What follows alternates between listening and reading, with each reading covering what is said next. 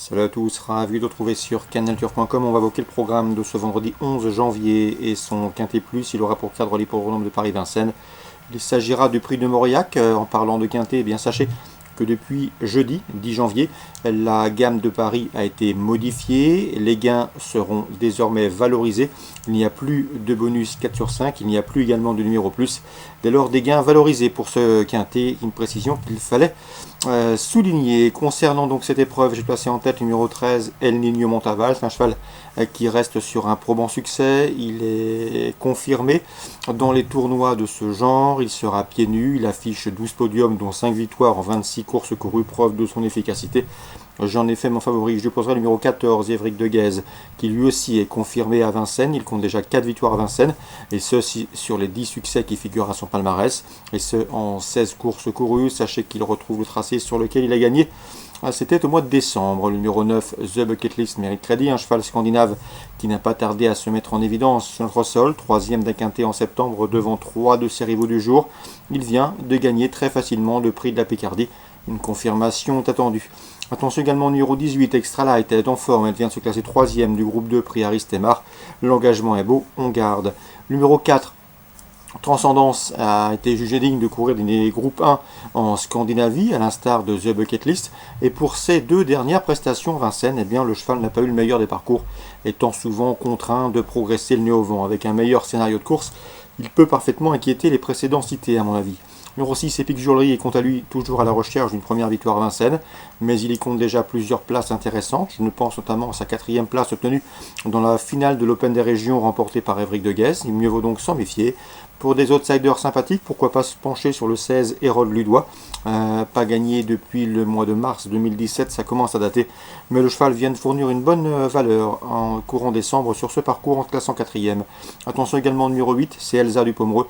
Elle a été vue à son avantage l'hiver dernier à Vincennes, remportant notamment une épreuve estampillée groupe 3.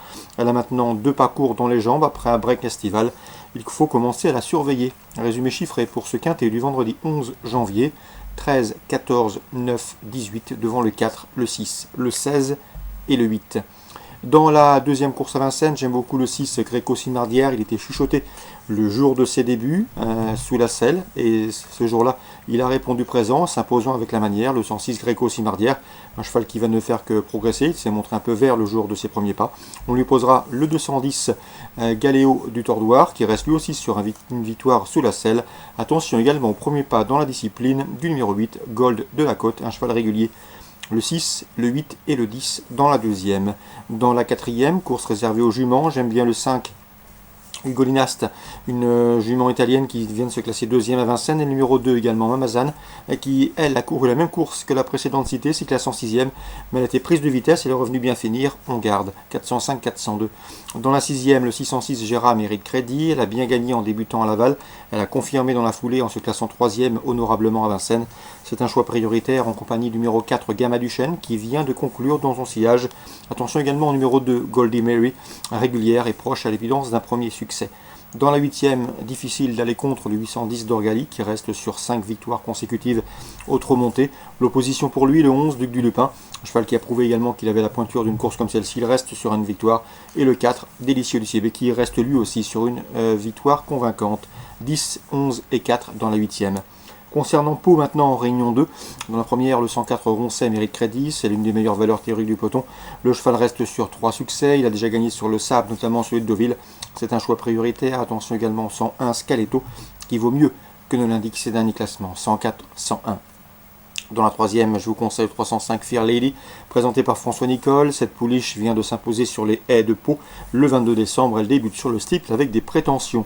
On lui associera dans cette écurie, dans la 4e course, les protégés de François Nicole. Le 2, Lady Roche, 3e sur le steeple d'Auteuil au mois de novembre. Elle mérite crédit dans ce lot. C'est a priori une opposition à sa portée, tout comme le numéro 7, Santa Fix, autre protégé de François Nicole, qui compte 4 courses au compteur, 4 podiums, et lauréate sur les haies de Toulouse dernièrement. Donc 402 et 407, encore l'écurie Nicole qui pourrait bien réaliser une belle journée paloise. Dans la 6e, le 602, c'est Bohor des Arachies mérite crédit. Il vient de s'imposer devant le 1 Saham et le numéro 3 Alpha Risk. Ce jour-là, le cheval avait bénéficié d'un bon parcours et il était venu tirer les marrons du feu lorsque Saham et Alpha Risk s'étaient livrés bataille. un peu tôt dans la course. Donc on prend les mêmes et on recommence. Je pense que Sam et Alpha Risk, en étant moins ambitieux cette fois-ci, peuvent prendre leur revanche sur Bord des Arachides. Donc le 1, le 3, le 2, mes 3 préférés pour cette 6e course. Ces 3-là qui se sont affrontés, qui se sont classés dans cet ordre de As-3 le 16 décembre sur cette piste paloise. Sachez également que Sam a remporté cette course l'an dernier où il devançait notamment Alpha Risk. Bref, une histoire d'habitué. Dans la 7e, j'aime beaucoup le 708 Natagaima, qui effectue certes une course de rentrée, pas revue depuis le mois d'avril, mais Natagaima, c'est 4 courses sur les obstacles, 4 fois dans les 4 premiers, premier, deuxième, troisième et quatrième, 2 courses à peau également, première et troisième, bref, des résultats qui plaident bien évidemment en sa faveur. À mon avis, Natagaima peut s'illustrer dès cette course de rentrée. Et on termine avec la 8e, le 804. La Terrana n'a pas manqué ses débuts à Pau, s'imposant avec désinvolture, une victoire qui en dit long sur ses moyens. Elle est bien née, elle a de la qualité, elle a gagné en débutant. Une confirmation donc attendue dans ce 8e rendez-vous palois. On résume tout ça rapidement pour Pau Réunion 2. Dans la première, le 4 et éventuellement le 1.